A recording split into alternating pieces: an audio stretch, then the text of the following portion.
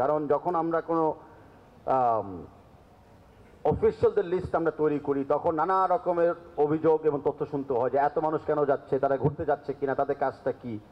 আসলে আপনারা মানে বিশ্লেষণ করে জানবেন যে 23টা প্লেয়ারের পিছনে কিন্তু আরও অনেক অফিসিয়াল দরকার পড়ে।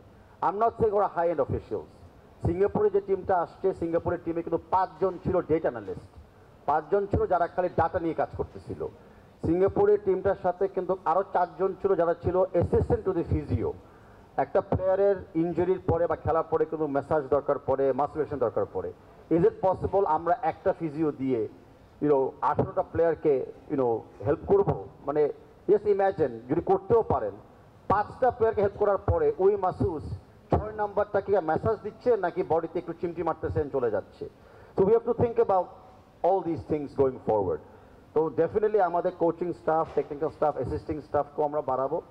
আমরা আমাদের টিমকে জোরালোভাবে আমরা সাপোর্ট দিয়ে যাব যেন আমরা কোনোভাবেই অন্য ইন্টারন্যাশনাল দলের তুলনায় আমরা পিছিয়ে না থাকি।